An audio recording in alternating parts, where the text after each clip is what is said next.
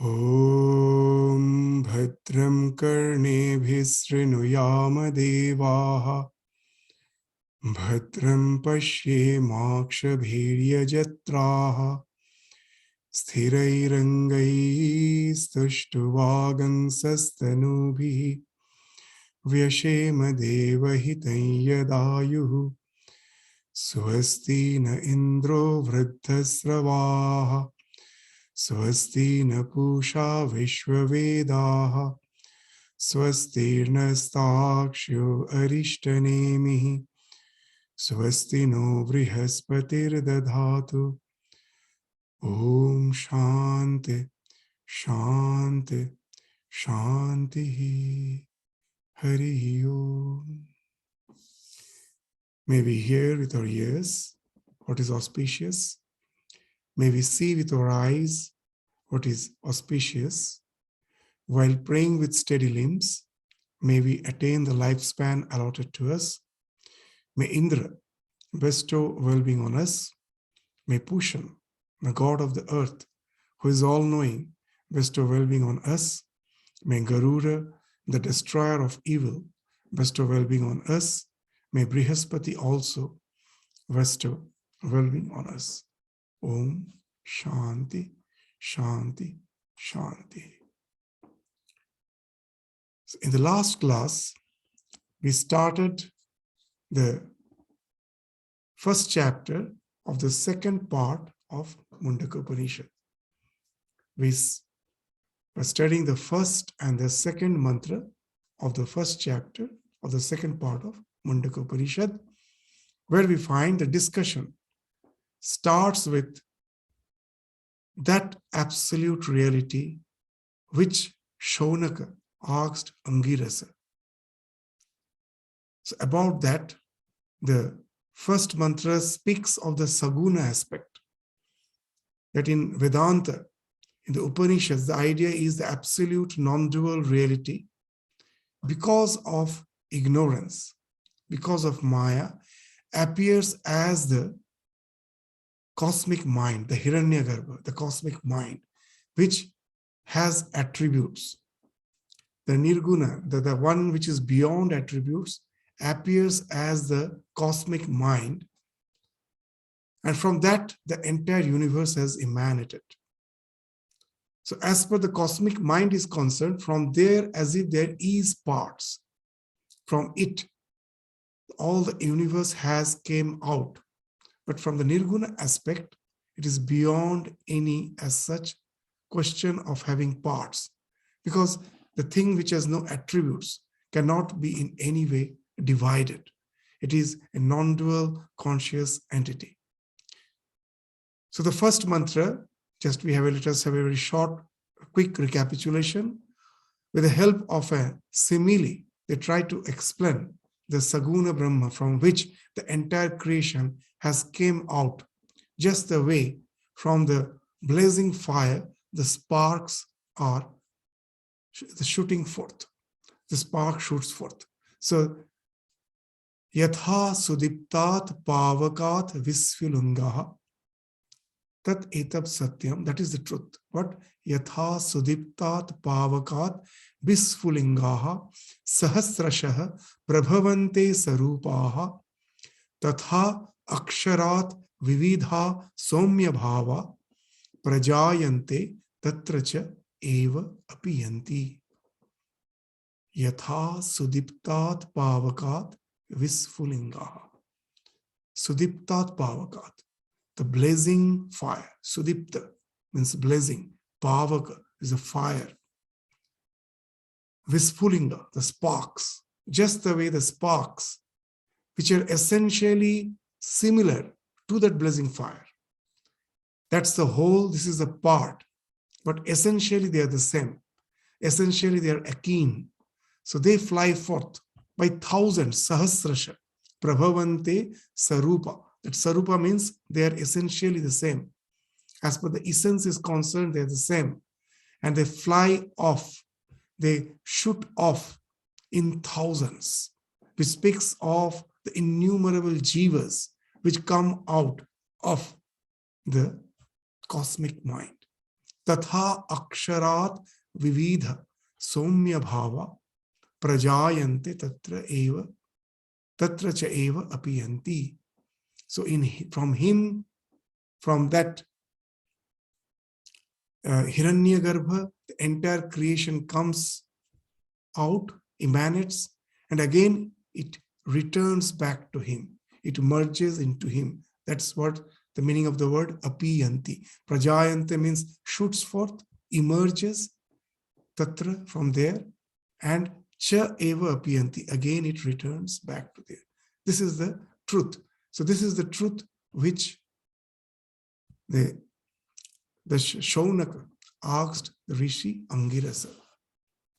So here that as in the last class we were saying that even in the modern days, to understand these mantras become very easy with the help of the contemporary discoveries.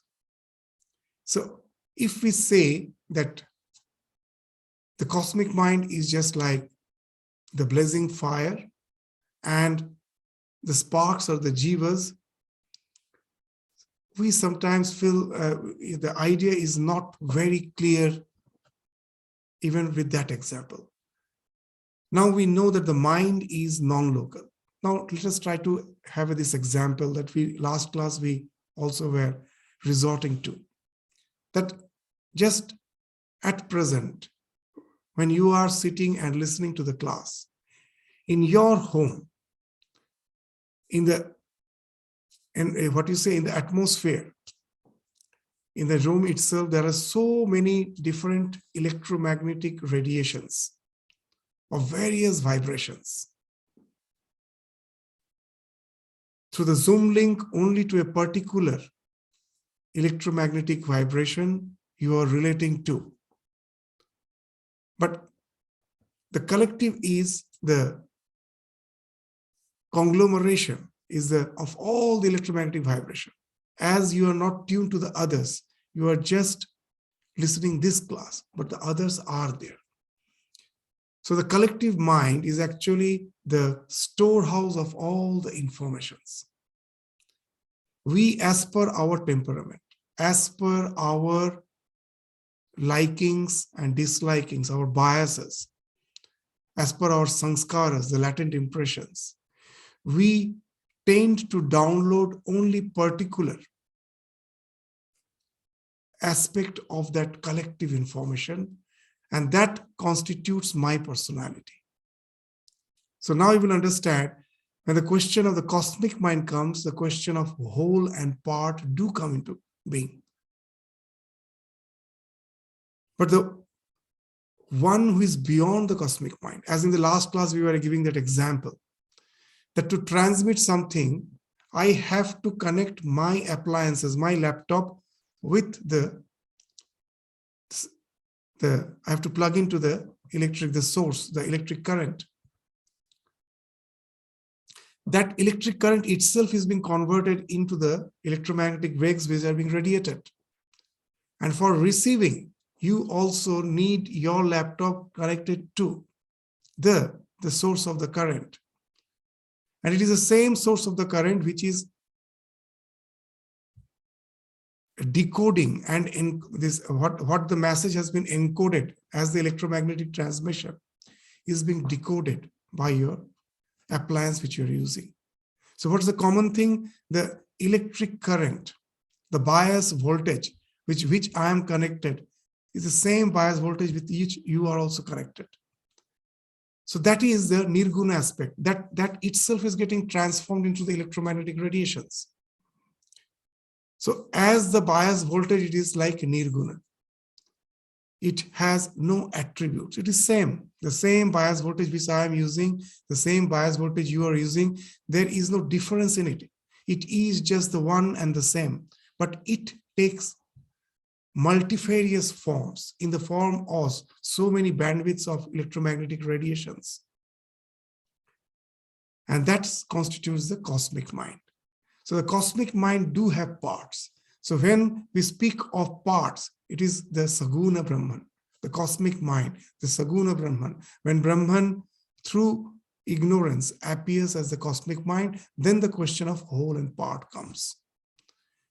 The next sloka speaks of the source, the ultimate source behind the entire existence, the Nirguna Brahman. So what's that? That is the thing which is Amurta, Divya, that is self-luminous. That's the ultimate source from which all the creation has came out. But it is Amurta, it is formless. Just the way here, the bias voltage which I am using has no form. It is Amurta. We are just giving an example to understand that electric voltage is not the consciousness. Just the way here the blazing fire has been taken as the example, we are taking electric current as an example. It has no form, but the moment it is transmitted as the electromagnetic wave, it has a form, it has a particular bandwidth, it has particular informations encoded in it. So it has form, but as the bias voltage, it has no form. So the ultimate source in association with which the entire creation comes out. So that's the ultimate source is Amurta, is formless. Sabhayabhyantara hi aja. It is within and without. It is pervading the entire creation. Aprana hi amana. The prana, the vital and this energy, the mind, everything is something which is the aspect of the Saguna Brahma. The Nirguna Brahma is beyond any such expression of energy. Expression of prana speaks of the energy. Mana speaks of the information. So beyond energy, beyond information, just a prana. Even in the last class, we were giving an example. It is from here through remote control, we can make a Land Rover move around in Mars. So it is the same. When the mind comes into picture, then from that, the prana, the energy can evolve from that, from the mind.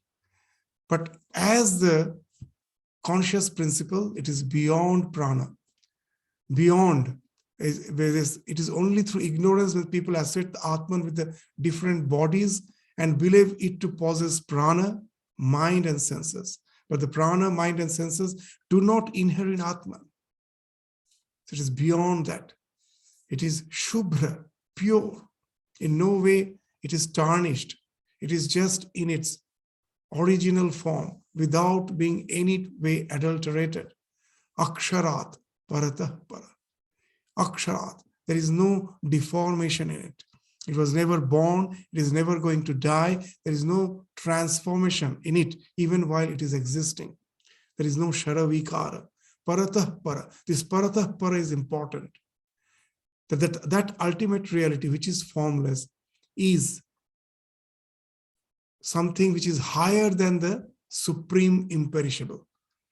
In the previous mantra, the cosmic mind which has been spoken of, that is the supreme imperishable. This Nirguna Brahman is higher than that. Aksharat Paratapara. Because of that, the cosmic mind is, because of the bias voltage, your appliance gets activated. Without the bias voltage, nothing can happen. So that's the ultimate source because of which the entire creation is possible. So it is higher than the cosmic mind, the supreme imperishable. Aksharat Paratah Para. So these are the two mantras which we were studying in the last class in details. The third mantra speaks of the sequence in which the ultimate conscious principles finds expression as the individual being. That each and every individual being, behind that, the consciousness is there. How that consciousness is finding expression as the jiva, as the individual being, is being explained in the third mantra. So let us read the third mantra, and then we will go to the discussion. In the third mantra is very important because the process of evolution as has been described in Vedanta, we find the explanation of that is in this third mantra. So let us read and then we will go to the discussion. Etasmat jayate pranaha manaha sarvendriyani cha khang vayu jyoti apaha prithivi vishwasya dharini. Etasmat jayate. The one which is a prana, which is a mana, as has been spoken of in the previous mantra. From that, the prana, the vital forces, mana, the mind, sarvendriyani, all the senses that emanates. Not only that, the entire creation, which is nothing but the conglomeration of the five subtle elements, Panchikrita, Khang, Vayu, Jyoti, Apa, Prithivi. So the Khang speaks of Akasha, Vayu, the air, the space, the air, Jyoti, the fire or the light, Apa is water, Prithivi, earth. These are the five elements which constitutes the entire creation. These five elements are the five senses. What the five senses see is being indicated by this five, is signified with these five elements. Khang. Khang means space. Because of space, we can hear. If you close the ears, you plug your ears, you cannot hear. That space is required for hearing. So the space is directly involved in hearing. Vayu, the touch. Jyoti, the light. Apa, the light speaks of eyes. Vayu speaks of the touch. Apa speaks of the taste. Unless your tongue is salivated, you can never taste anything. If the tongue is dry, you cannot taste. So apa, a fluid, the saliva, the water, that is a direct thing which is responsible for the taste. Prithivi is the smell. Unless the tanmat, the subatomic particles of the thing which you are smelling, of the flower, if the pollens of the flower is not scattered, I can never smell. So the Prithivi, the earth which is being converted into the flower, is transformed. That again in the form of the pollen, when it touches the nostrils, then only I can smell. So Prithivi is linked with Gandha. So all these five elements actually speaks of five perceptions. So these perceptions come once the prana, the mana, the indriya, they have evolved, then these five types of perceptions is possible. This five type of perception which is sustaining, which supports everything. The entire creation is nothing but these five type of senses. The world which we see is nothing but these five sensations. Beyond these five sensations, we know nothing of this world. So the entire world is prapancha, prakrishta rupena pancha. There's all these five senses intermingles to create this wonderful panorama called universe. So what actually it is speaking of? It's speaking how the absolute reality, the Brahman, the non-dual Brahman, appears as the individual being, and through the individual being experiences the universe. It appears as the individual being, and as an individual being, it experiences the universe. It's not that the universe is out there, which you are experiencing. It is something, the conscious principle, which is the substratum of your existence, the core of your being. Because of that, the entire creation is projected from within, without. It is not that the creation is outside, which you are perceiving. The creation is something which is emanating from that absolute reality. How it is that even with the explanation of with the help of the modern neurology, we can understand. It's not something, speaking something for which we have to just resort to some mystical experience. With the help of the modern neurological finding, we can very clearly understand what has been spoken of here. That first, let us resort to the Vedanta's way of evolution, as has been spoken of. What's that? That the absolute reality, the Brahman, because of its association with Maya, appears as the cosmic mind, which has been spoken of as Hiranyagarbha or Brahma. From that evolves 5 Sukshma Bhuta, the primal matter. So what is this primal matter? It's not something, the real matter which is spoken of, which is outside. That's the subatom. Sometimes we find many will be translating the primal matter as subatomic particles. No, it's not being explained from outside what is there. You have to understand from within. This primal matter, what it is actually, this Panchabhuta is, this Pancha Shukshma Bhuta, it speaks of the piecemeal perceptions, the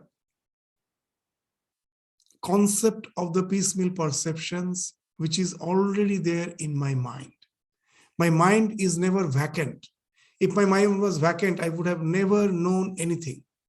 All the informations are stored within.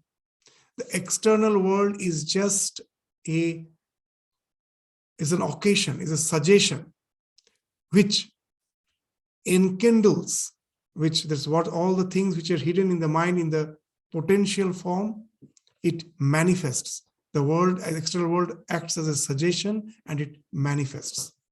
That example which we give again and again to understand this Pancha Shukshma Bhuta, what it is, that the concept of the colors, say the redness, it is there in my mind. It is already there. The particular fragrance of a flower, that concept of that fragrance is already there in my mind. The smoothness of the flower, the touch, I have that concept already within my mind. When I'm in deep sleep, my mind is not vacant. All those concepts are lying there hidden in potential form. When I wake up, open my eyes, what happens? I see a flower which has bloomed in my garden, a red rose. The redness, its fragrance, all these piecemeal perceptions now, because of the red rose, these suggestions, enkindles all those concepts which are already in my mind. The concept of redness gets enkindled. The concept of that particular fragrance gets enkindled.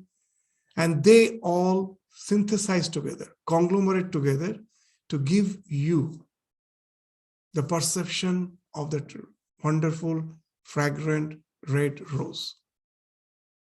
So they say that in our Vedanta, they say the Pancha Shukshma Bhuta, it's the entire, this nature is Trigunatmika, Sattva, Raja, Tama. That it is having 3 gunas. Sattva speaks of illumination, Rajas of action, and Tama speaks of darkness or inertia. So this, what happened, that how I saw the red flower, all the concepts when I was sleeping was there hidden in my mind. When I wake up, I see the flower. The Pancha Jnanendriyas, the eyes, the ears, the nose, the taste, the tongue, and the skin, these are pure sattva. Why pure sattva? Because they can illumine. They in no way can act. With the eyes, you cannot act. So as it is, these 5 Jnanendriyas are responsible for purely illumination. So that's why they say they are Vishuddha Sattva. So through the eyes, what is happening in my mind, the mind is misrita. There all the 3 gunas are mixed up. First, they were in tamas, in darkness, all the concepts when I was sleeping. When I wake up, what happens? That the redness, the fragrance, all those piecemeal perceptions conglomerate. Piecemeal perceptions are the Sukshma Bhutas. They conglomerate. This Panchikrita, this Panchikarana happens to give you the feeling of the red flower. So the red flower is illumined. So with the mind, I see the red flower. And then what happens? The karmendriya comes into picture. As per my temperament, I move out to pluck the flower and offer it to the divine, or to decorate my room. Whatever is my temperament, I do that. So this Pancha Karmendriya speaks of Shuddha Rajas. The stimuli is getting converted into response in the form of action. Rajas speaks of action. So the Tamas got mutated into Sattva, Sattva gets mutated into Rajas. So this mutation is constantly happening. So now we will understand when Vedanta says that Brahman, by its association with Maya, appears as the Brahma or Hiranyagarbha, and from that the Pancha Shukshma Bhuta emanates, which is having the Sattva, Raja and Tama three components, and from the Sattvic component emanates the five Jnanendriyas, the organs of perception, the eyes, the ears, the nose, the taste, and the skin for the touch. These emanates, and the mind, which is the Misrita, where all these interactions are happening. So that emanates. And from the Rajas aspect of it, the five Karmendriyas emanates. And the prana is the Misrita again. The vitality is only when the perception has happened, then only the response, after that it follows. So this prana is also Misrita. The prana, the response emanates after the illumination has happened. And how this has all happened? The Pancha Shukshma Bhuta, because of the synthesis of all the piecemeal perceptions. The synthesis of the piecemeal perceptions is the Panchikarana, which results in the Pancha Sthula Bhuta, whatever I see. So the entire creation is actually projection, as we have told again and again, that the redness is not in the flower. It is just a particular wavelength of light which stimulates my mind to project that red color and envelop that flower to give me a feeling that the flower is red. So all the perceptions are the projection. So that's what the idea of the Vedanta is, that the Brahman, ultimate reality, through the individual being. First, it is finding expression as this individual being, and through the individual being, it is projecting out the entire creation. So that's being, after saying that it is aprana amana, here in this sloka, in this mantra, it is indicating how, just as in the computer, what happens, the computer, if you go to the CPU, the central processing unit, the CPU, it has a lot of IC chips, integrated circuits. It is just like a dead log wood. If after 1,000 years, when all this civilization, if it so happens that it has destroyed, and the human beings have again gone back to the primitive stage, if we think that because of some, say, world war, everything has been destroyed. Now, when they somehow by chance, while digging, find out these chips, they will think it's to be something dead. It has no utility. They don't know that if the electric current as the bias voltage passes through it, what a wonderful world of virtual reality can be projected out of it.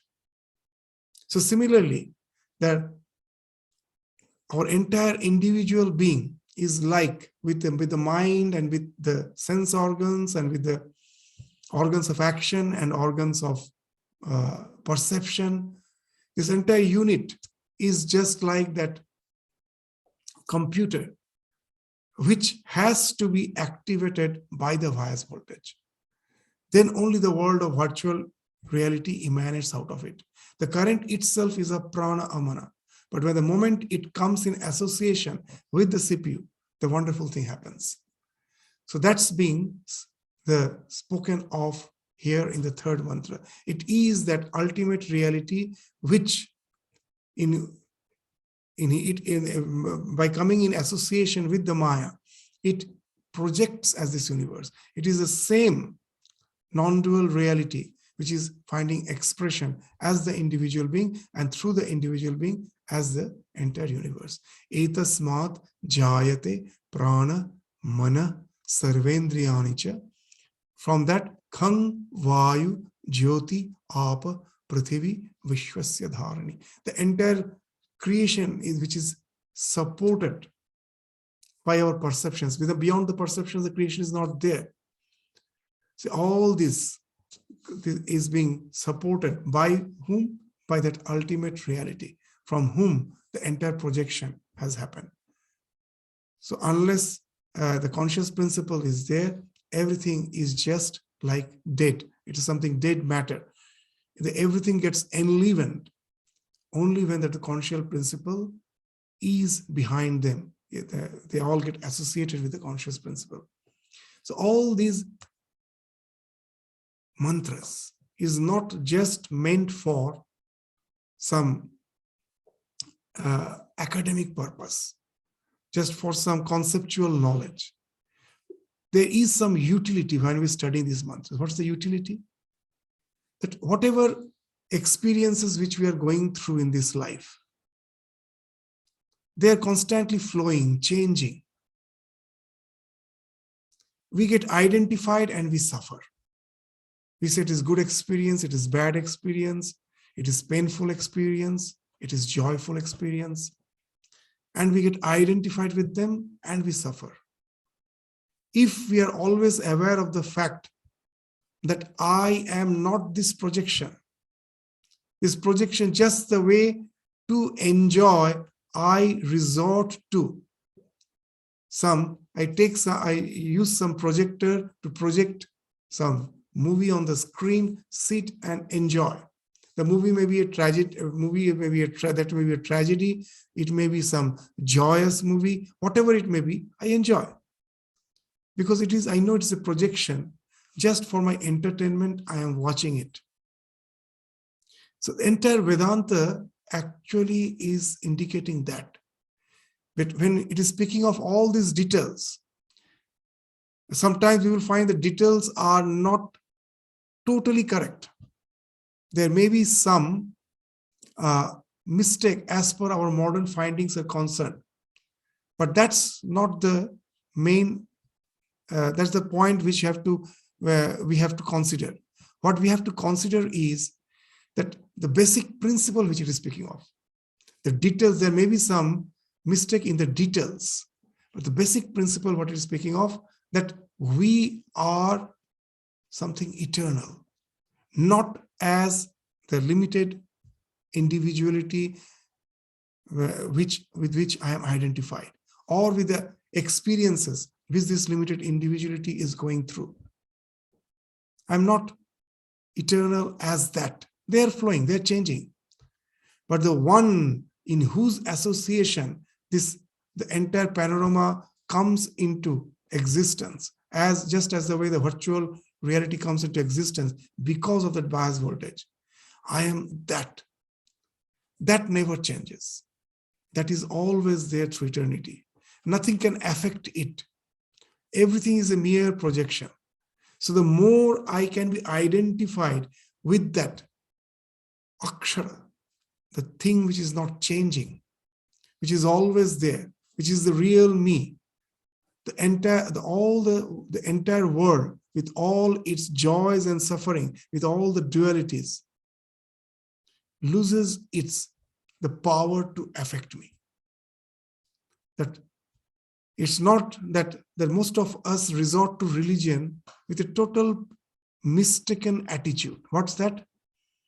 That God is there to take care of my life. In what way? By removing the obstacles, the difficulties. This world as if is the be-all and end-all of my existence. I want this world minus all its suffering. And for that, God is the means. As long as we cannot go out of this type of mental orientation, spirituality, at last we will find, is not giving us any permanent solace. Maybe for the time being, my prayers may be answered, may be answered. But we forget the basic thing that for my sickness, I prayed to God, and suddenly in a miraculous way I was cured. I forget, am I cured for eternity? Yes, for the time being I have been cured, but again, disease, death, everything is waiting for me. I cannot avoid that. So these are just mere patchworks. My prayer to get rid of the suffering is just a mere patchwork. It may give me a temporary solace, but it's not a permanent thing. The permanent thing from which we are hiding our face is that the world is a flow. The joys, the suffering, nothing remains permanently. It's constantly flowing. I shouldn't be trying to get hold of the flow. But when happiness is there, it is not possible. What I have to do, I have to transcend that. The more and more I get identified with the real me, which is not changing, which is beyond all attributes, which is in its eternal present, the more I am at peace with myself. So these slokas, these mantras, these elaborations are there. If I just say that you are the conscious principle, what you see and what you perceive and what you react as per your perceptions, these are not real. So immediately I will feel that what has been told serves no meaning. So it needs some explanation. So that once that through those explanations, I can get that idea that I am the conscious principle, everything is a projection. Once I get that idea, then it becomes easy for me. I get motivated to disassociate myself from this panorama and identify more and more with the core of my existence and remain unaffected from all the dualities which I see in this world. So that's why all this has been spoken of. It's not just for some conceptual knowledge, for academic purpose, for theological purpose. It is a theology, but behind that, the real purpose is to develop that attitude, that orientation by which I can transcend all the dualities of life.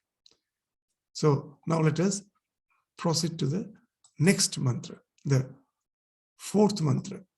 What it is that now we've, in a very quick synopsis, the first mantra states that the individual beings are part of the cosmic mind. The second mantra states that the Brahman is the substratum behind the cosmic mind, as well as the individual minds, as the individual beings is a substratum. The third mantra, which we just now studied, it states how the Brahman is projected as the individual beings and through the individual beings as the entire universe. The fourth mantra will now speak of how Brahman is projected as the Virat, as the collective whole, which speaks of the entire creation. His that just the way when I see a huge reservoir, when I'm passing through the desert, it's actually mirage. What that mirage is, each and every drop of water of the mirage is nothing but the desert, isn't it? The desert is projected as the mirage. So the entire mirage is pervaded by the desert. When I see a snake in a rope, the entire snake is pervaded by the rope. So similarly, the fourth mantra will speak that the Brahman, which is projected as the universe, the entire universe is pervaded by that Brahman. The thing which is being superimposed, that pervades. That's the way the rope is pervading the snake which I am seeing. It is not actually the snake as it is superimposed. So the rope pervades the entire snake. The desert pervades the entire reservoir, the mirage which I am seeing. Similarly, Brahman pervades the entire creation. That has been spoken of poetically in the next mantra. What it speaks? The fourth mantra of the first chapter of the second part of Mundaka Upanisad. Agni Murdha Chakshushi Chandra Surya Disha Srotre Vak Vivrita Chaveda Vayu Prano Hridayam Vishwamasya Padbhyang Prithvi Hiesha Sarva Bhutantaratma. Agni Murdha Chakshushi Chandra Surya. So Agni speaks of the illumined space. The illumined space is its head. As the idea of the entire creation being pervaded by the Brahman. So to explain that, it is resorting to a simile where the entire creation is as if a person whose head is the illumined space and his two eyes are the sun and the moon. Agni Murdha. Murdha is the, and there's the head. Agni means the illumined space, of which the Chandra and the Surya are the two eyes. And then the quarters, his ears. Through the ears we hear, as we were telling, the space. It is through the space that the sound traverses. So the quarters, the space is his ears. The quarters are his ears. The quarters means the east, the west, the north, the south, the northeast, the northwest, the southeast, the southwest. There's 8 disha and urdha, adha, top, bottom. It speaks of the space. This ambara, the entire space is spoken of as the ears. Disha srotre, vak vivrita cha veda. The revealed Vedas are his speech. The Vivrita Veda. This is a very significant word. The revealed Vedas. What it means? The Vedas are without beginning, anadi. It is eternal. It is not that someone is the author of the Vedas. It is a Paurusha. You cannot ascribe any human authorship to the Vedas. So what actually it means? Sometimes we feel that these are all poetic words which has no real factual the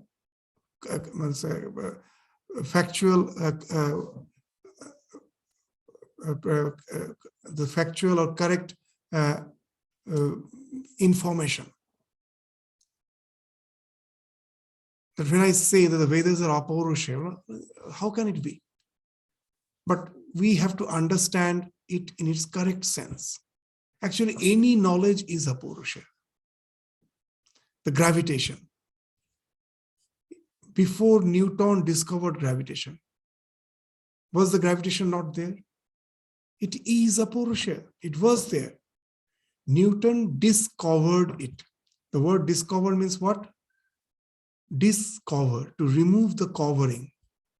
That there was ignorance about the laws of gravitation, about gravitation. Newton discovered, removed that covering of that ignorance. So the rishis who actually have written these mantras, they were humble enough to say, I have not written. They are Vedas. The word Veda came from vid dhatu. In Sanskrit, vid means to know. The vid dhatu is the verbal root, means to know. And Veda means encyclopedia of knowledge or knowledge. The knowledge, vid means to know, Veda is knowledge. So all knowledge is Apaurusha. It is there. It is anadi. As long as the creation is there, it is there. It is eternal. The rishis, like the scientists, the rishis are the scientists who have discovered these eternal laws and just written it down. So someone has, of course, written the mantras of the Vedas, but the real knowledge behind that is something which is revealed, which has been revealed, which is eternal. So all the revealed Vedas are the speech of that ultimate reality, the Brahman. So just you will find these words are so significant to this Vivrita Veda, the revealed Vedas. Vayu Pranaha Hridayam Vishwam Asya. The Vayu is the prana. The wind is this breath. So just to give that feeling that the entire creation is pervaded by Brahman. So it is taking the entire creation as a person, just as a person has to breathe. So here also that the ultimate reality as the entire universe, as a person, he has to breathe. So the wind is the breath. The entire universe is his heart. Hridayam Vishwamasya. So here heart means actually the mind. That this tangible universe is the modification of the mind. As in the last mantra we were discussing, the entire universe is the modification of the mind. It is not perceived in deep sleep because all the informations are hidden there. It then disappears into the mind. It's all, when I'm in deep sleep, it is all hidden in the mind. It's only when I wake up, all the tangible forms are produced from the mind, projected from the mind. So here, of course, the mind refers to that cosmic mind. It is not the individual mind. The entire Vishwa which I am seeing, it is hidden in the heart of that cosmic Purusha, Virata Purusha, from which it has emanated. Just the way from my mind, the universe is emanated when I wake up. Similarly, from that Virata Purusha, the entire creation has emanated from its heart. Heart here means the mind. Padbhyam Prithiving, from his feet is produced the earth. And he is indeed, he Esha Sarva Bhutantaratma. He is indeed the inner self of all beings. He Esha Sarva Bhuta Antaratma. So this is also very important. That when I see my watch is ticking, I have a feeling that there is no one who is moving the watch. It is as if moving by itself. First, it may appear like that. And then I know that someone has manufactured that watch and he has kept a battery inside it. And now it is moving. So what it gives an idea by seeing the movement of the watch, that someone outside the watch is its maker. Though at present it is not in touch with it, but someone who is apart from the watch has made it. Similarly, seeing the universe, we may have an idea that the creator is something who transcends the universe, who has created. He is not the universe, but he is something separate from it. He is extraterrestrial. So to negate that idea that he is not extraterrestrial, he is immanent, he is within the creation, he is pervading the creation. As that example which we were giving, when I see the mirage in the desert, the entire mirage, that huge reservoir which I see, is permeated, is pervaded by the desert. If the desert is not there, immediately it falls off. When I go to the Niagara Falls and see the rainbow, it is the Niagara Falls which is being projected as the rainbow. If the Niagara Falls dries off, there is no rainbow. So the rainbow is actually permeated by the falls.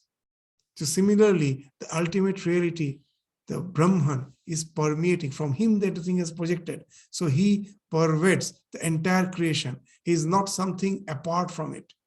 He is innate. Tat srishtva tat evanu pravishat. After creating, he has as if entered into it. So that's what in the Upanishads they say. So he is indeed the inner self of all beings. Brahman, though transcends creation, is not extraterrestrial. He is immanent. Creation is not like a watch, which though appears to run on its own, it has been manufactured by someone.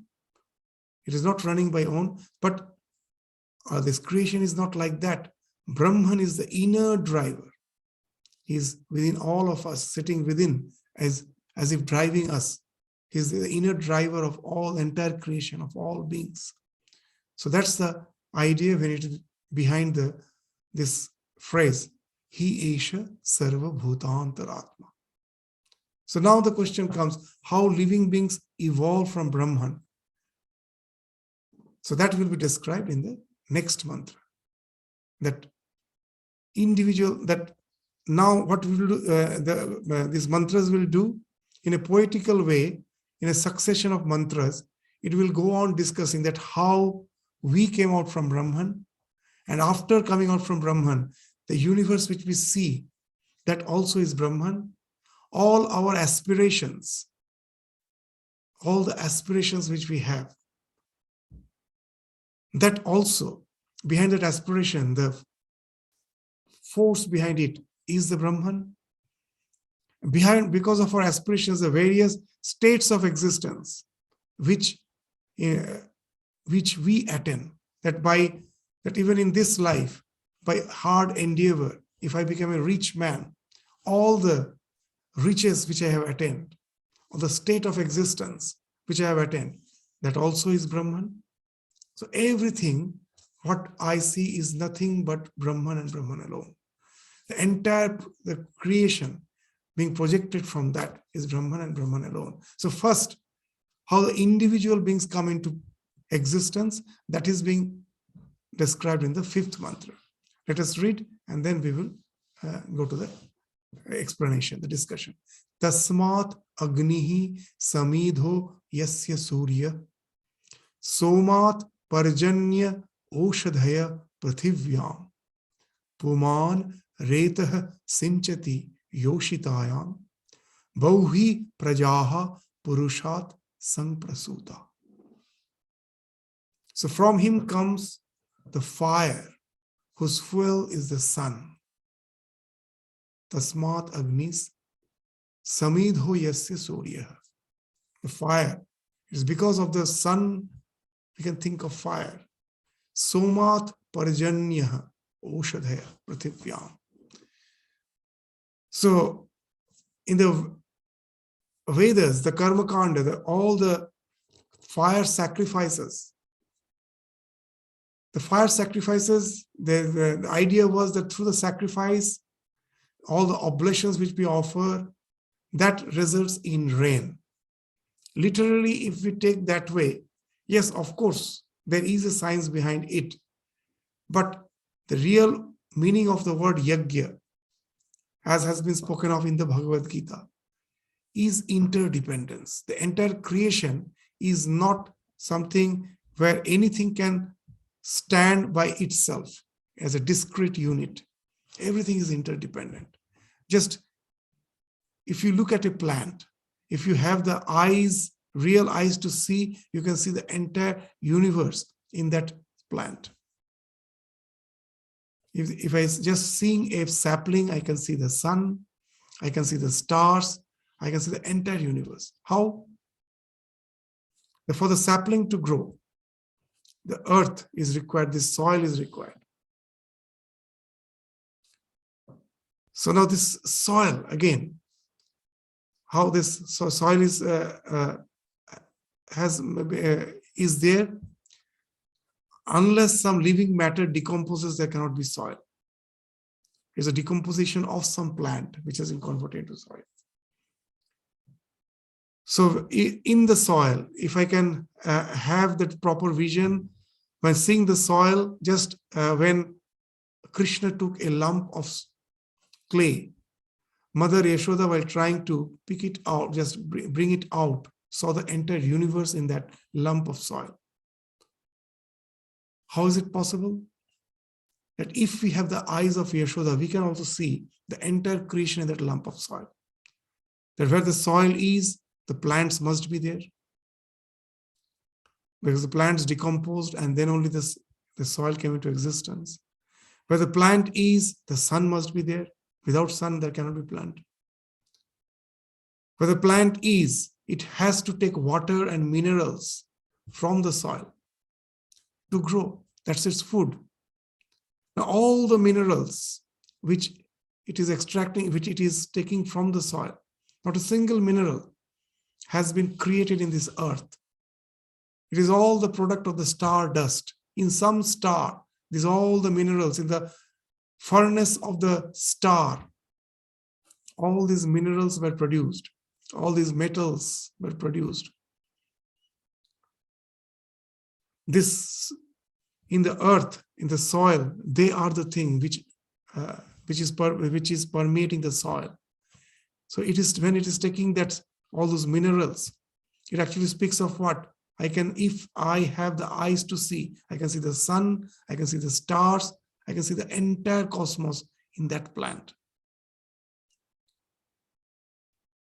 So everything is interdependent.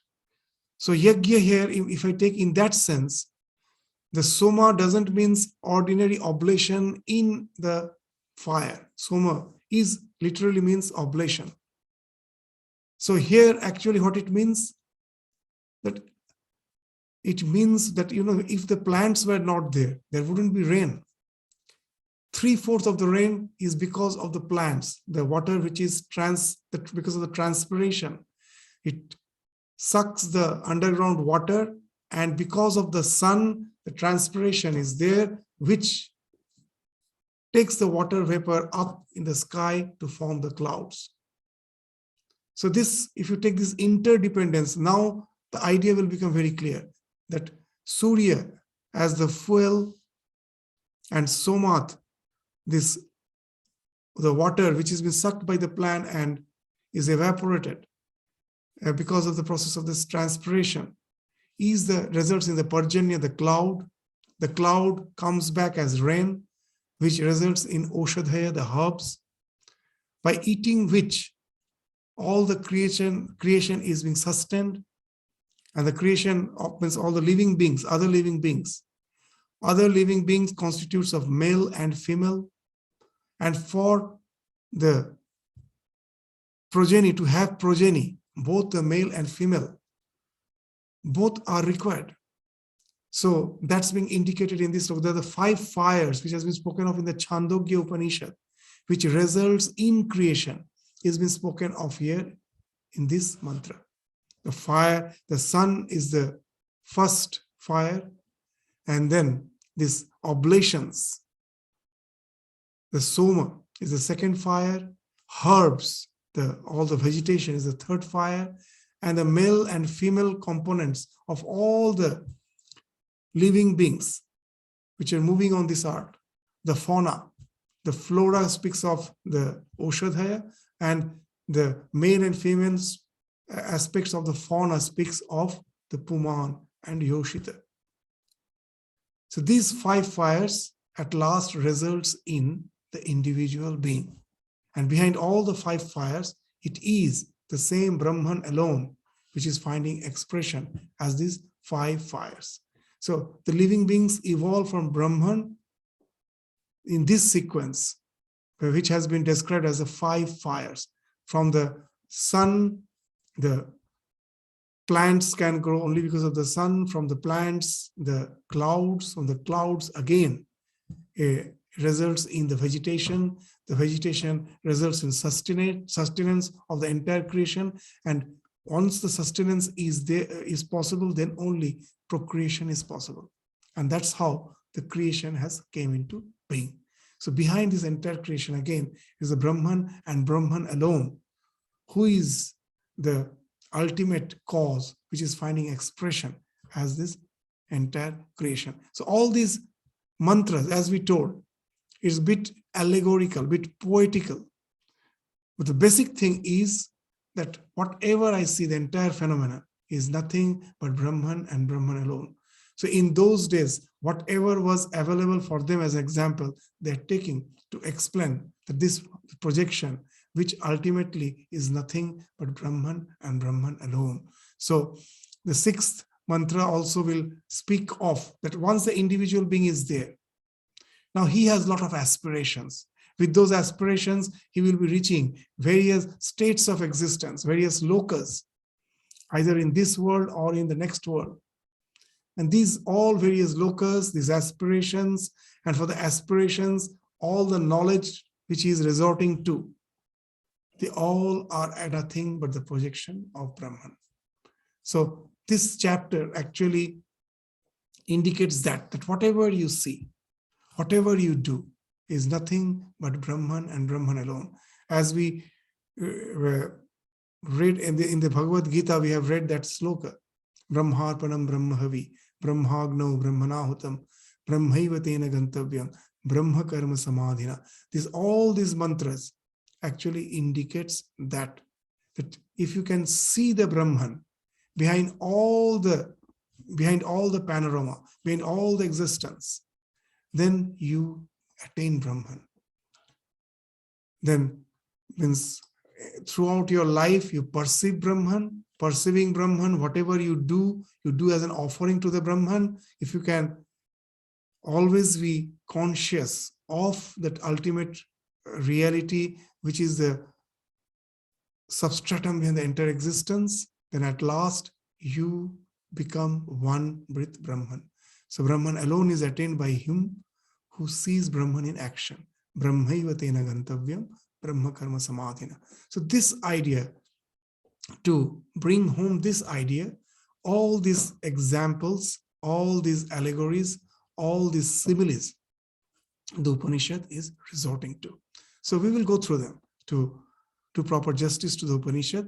So we will continue with the remaining mantras of this chapter to get established in this idea that after all it is Brahman and Brahman alone which is the imperishable existence. So the question of getting identified with the panorama and suffer out of ignorance, and to suffer out of ignorance can be annihilated. That suffering can be annihilated. So with this, we stop our discussion today. Thank you all. Namaskar.